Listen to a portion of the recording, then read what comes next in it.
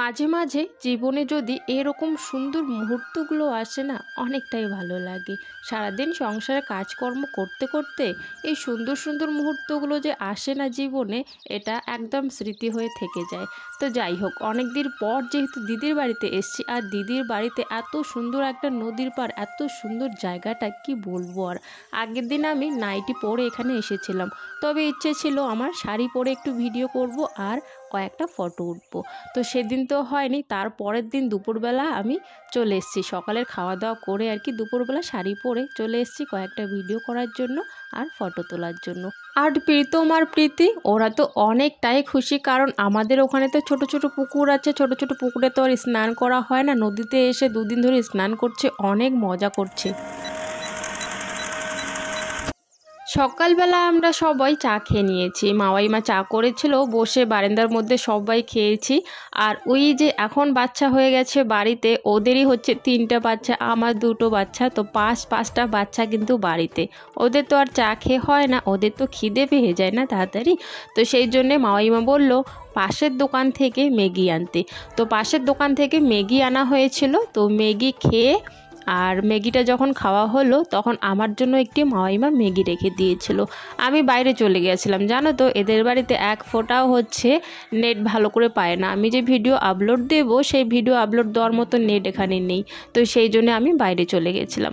তো বাইরে চলে গেছিলাম, মাওয়াইমা আবার এইদিকে আমার জন্য একটুখানি ম্যাগি রেখে দিয়েছিল। তো ওখানে আর কি আমি বাইরে আর কি এসে ওই যে উঠোনের মধ্যে সবাই গল্প করছিল, ওখানে আর কি এসে ম্যাগিটা খেয়ে নিলাম। শুভ সকাল বন্ধুরা, আমাদের চা খাওয়া হয়ে গেছে। একটুখানি ম্যাগি মানে সবার জন্য ম্যাগি বানিয়েছিল বাচ্চাগুলোর জন্য, তো মাওয়াইমা হচ্ছে আমার জন্য একটু রেখে দিয়েছিল, সেটাও খেয়ে নিলাম।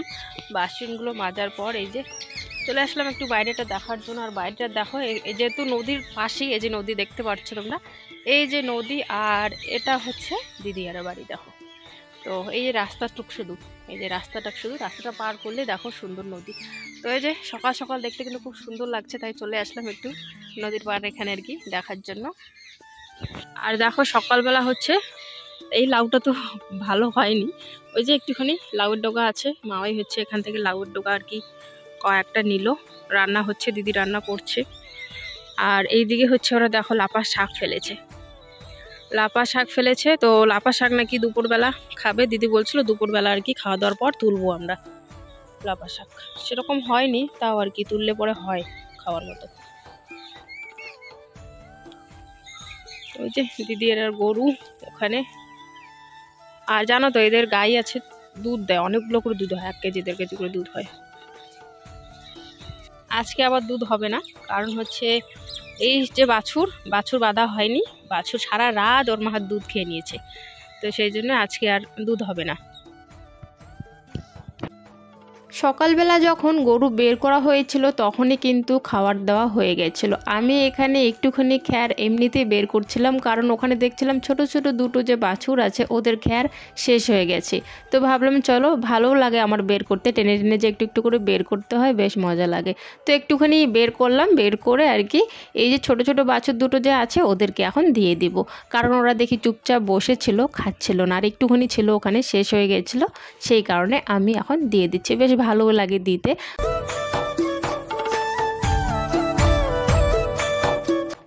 এইদিকে দেখো সকালের খাবার দাওয়ার হয়ে গেছে, তো ওইদিকে একজন বসে পড়েছে, বাকিরা এত ডাকছিলাম শুনছিলই না, ঘরেই বসেছিল, বারবার ডাকছিলাম। পরে ওই যে থালাগুলো রেখে ঘরে আর কি ওখানে গিয়ে একটু ডাক দিলাম। তারপর প্রীতি আসলো চলে, প্রীতমও একটু পরে চলে এসছে, আরও 2জন রয়ে গেছে, ওরা একটু পর আসে। ততক্ষণে আমি দিদি ওইদিকে থালাগুলো ভাত বেড়ে রেখেছিল, আমি এক এক করে থালগুলো নিয়ে আসছিলাম আর কি। আগের ভিডিওতে একজন কমেন্ট করেছো নদীটার নাম কি, তো আমি নদীটার নাম জানি না গো, কী নদী এটা, তবে নদীটা বিশাল বড়, আর নদীটার নাম আমি জানি না। সবাই মিলে দেখো বারান্দায় কিন্তু খেয়ে নেবে, আর পরে আমরা বাচ্চা পাটিগুলো যখন খাওয়া দাওয়া হয়ে যাবে পরে আমরা খাবো। আর তোমরা তো দেখলেই মাংস আনা হয়েছে। তো সকাল সকাল তো এমনিতেই আমরা ওই লাউয়ের ডগা তরকারি করেছিল, লাউয়ের ডগা করেছিল তরকারি, আলু দিয়ে বেগুন দিয়েছিল, ওটা দিয়ে আর কি খেয়ে নিচ্ছি সকালবেলা সবাই মিলে। আর দুপুরবেলা রান্না হবে মাংস, জামাইবাবু মাংস নিয়ে এসছে, তো আজকেও হবে দুপুরবেলা মাংস রান্না।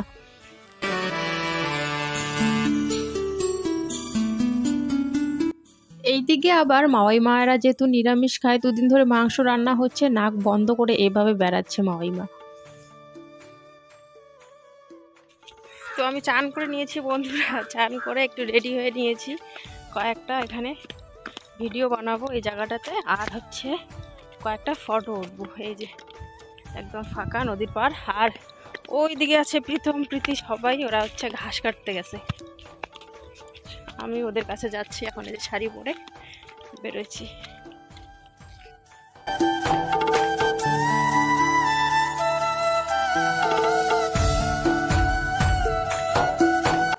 এই শাড়িটা হচ্ছে আমার দিদির, আর ব্লাউজটা তো তোমরা জানোই, আগেও আমি পরেছি, ব্লাউজটা আমার। আমি ব্লাউজটা না নিয়ে এসেছিলাম, কেন বলো তো, আমি জানি ওখানে নদীর পাড় আছে, নদীর পাড়ে গিয়ে আমি একটু সুন্দর সুন্দর ভিডিও বানাবো, তাই আমার শাড়ির দরকার হবে। শাড়ি তো দিদির কাছে পেয়ে যাব, তবে ব্লাউজ তো সবার শরীরে ফিটিং হয় না, যার যার ব্লাউজ তার, তাই না। দিদি একটু আমার থেকে মোটা আছে, তো ওর ব্লাউজ তো আমার হবেই না, মাওয়াইমারও ব্লাউজ আমার হবে না, তো সেই জন্য আমি কিন্তু ব্লাউজটা আমার নিয়ে এসেছি। এখানে কয়েকটা ভিডিও করার পর পাশে দেখছি আমি একটা নৌকা ওখানে রাখা, ছোট নৌকা। জল কিন্তু নদীটার মধ্যে খুবই কম, বর্ষার দিনে খুব জল হয়, তবে এখন কিন্তু খুব কম জল বলে প্রীতম প্রীতি এই যে কাছেই কিন্তু ওরা সবাই চান করে চলে যায়। আর মাঝখানেও কিন্তু জল এক ফোঁটা বেশি নেই, মানে খুবই কম। এখানে যেরকম জল কম দেখতে পাচ্ছ, মাঝখানেও কিন্তু সেরকমই জল, গোটা নদীটাতে মানে এই সাইডটাতে ওরকমই একটুখানি জল। তো ওটাই আর কি, একটু ভয় কম পাই, সেই জন্য তাও আমি দেখি ওখান থেকে দাঁড়িয়ে। জানি আমি যাবে না এত দূরে, কারণ ওরা তো সাঁতার পারেই না, সাঁতার জানি না, এমনিতে একটুখানি কাছের থেকে এসে কিন্তু চান করে চলে যায়। আর ওই যে তোমরা দেখলে নৌকাটা ওখানে দাঁড়িয়ে, তো নৌকাটার উপরে উঠে আমি কয়েকটা ভিডিও বানিয়েছিলাম। তো ভিডিও বানানোর পর এখন যাচ্ছি বাড়ির দিকে, কারণ দিদি আমাকে ডাকছিল, বলছিল, আগেই বলেছিল যে একটু তাড়াতাড়ি আসবি, মশলাগুলো আমাকে একটু রেডি করে দিবি, আমি রান্না করব। তো সেই জন্যে এখন আমি যাচ্ছি আর কি তাড়াতাড়ি করে।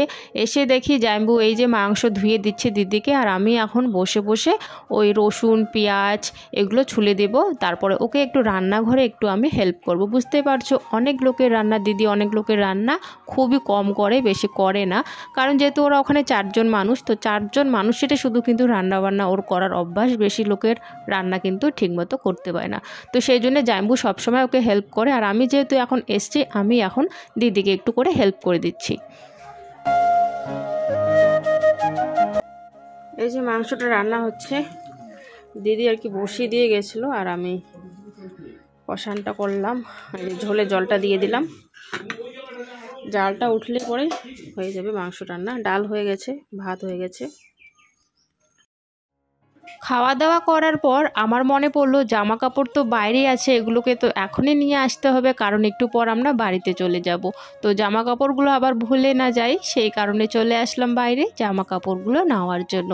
আর দিদি এরাও কিন্তু যাচ্ছে, আমরা কিন্তু ওদের টোটোতে করে যাচ্ছি একসাথে। দিদি এরা আমাদেরকে নামিয়ে দিয়ে ওরা চলে যাবে বাপের বাড়িতে, মানে দিদির বাপের বাড়িতে, যেখানে আমি যাই আমার বাপের বাড়ি, সেখানে আর কি চলে যাবে। তো সেই জন্য আমরা ওদের টোটোতেই যাব, এক্সট্রা কোনো টোটো নেওয়ার দরকার নেই, কারণ হচ্ছে টোটো তো খুবই কম পাওয়া যায় এই দিকে, আর দিদি এরা তো যাচ্ছে ওই দিকেই যায়, আমাদের বাড়ি ছেড়ে তারপরে যেতে হয়, টোটো নিয়ে যাচ্ছে। তো আমরা ওই টোটো করেই কিন্তু যাব। তো এই যে আমরা রেডি হয়ে গেছি, বেরিয়ে পড়ছি এখন আমি বাড়িতে যাওয়ার জন্য, আর দিদি বাপের বাড়ি যাওয়ার জন্য। আর টোটো কিন্তু এসে পড়েছে, সবাই এখানে চলে এসছে টোটোর ওখানে বসার জন্য।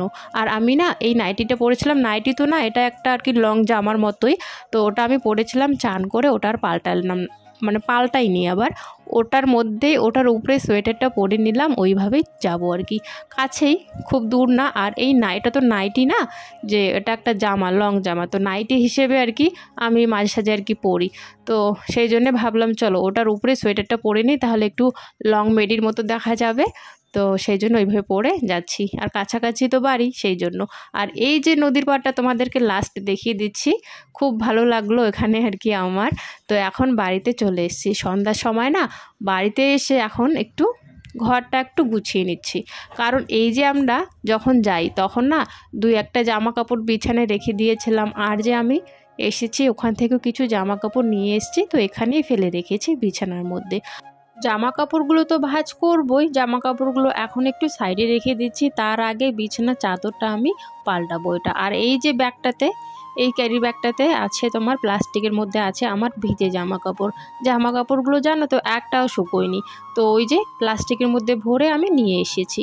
আর এখন বিছানার চাদরটা না একটু পাল্টাবো, কারণ দুদিন ধরে যেহেতু বাড়িতে নেই না, কেমন জানি লাগছে এই চাদরের মধ্যে শুতে, তো সেই জন্য ভাবলাম ওই চাদরটা একটু পাল্টাই।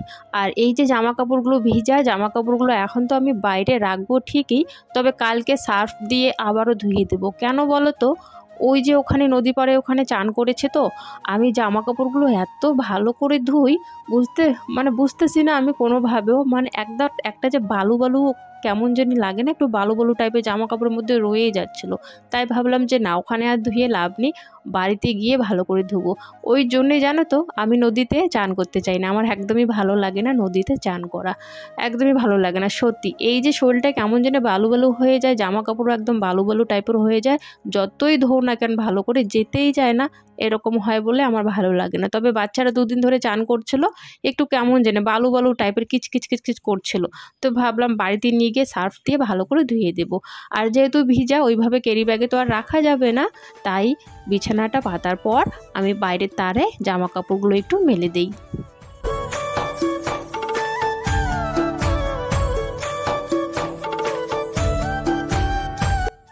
আর জানো তো দুদিন ধরে যেহেতু আমি ওখানে বাড়িতে এসে আমাদের যে ঢালাইগুলো আছে দুদিন ধরে তো জলই দেওয়া হচ্ছে না জানো, তো সেই জন্য এই কাজগুলো করে আবার সন্ধ্যার সময় এই সময় এখন জামা কাপড়গুলো মেলে দিয়ে তারপর আমি ওই যে ঢালাইগুলোর মধ্যে জল দিয়ে দিব, দুদিন ধরে দেওয়া হচ্ছে না সেই কারণে।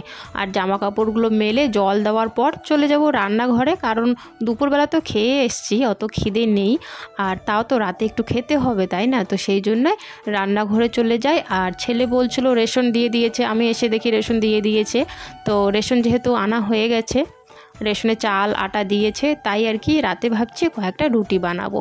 তো ওই যে ছেলেও বলছে রুটি খাবে রুটি খাবে, অনেক দিন ধরে রুটি খাচ্ছে না, রেশন দেওয়া হচ্ছিল না সেই কারণে। তো আমারও ভাবলাম চলো একটু সুবিধা হবে, কারণ ভাত আর কি দিয়ে খাবো, রাতে কি বানাবো, তো সেই চিন্তা ভাবনা করে না আমিও ভাবলাম চলো কয়েকটা রুটিই বানিয়ে নিই। আর সেরকম খিদেও নেই জানো তো, তো সেই জন্যে রুটিটাই আর কি বানাচ্ছি এখন। তো যাই হোক বন্ধুরা, আজকের ভিডিওটা তোমাদের কেমন লাগলো অবশ্যই কিন্তু জানাবে।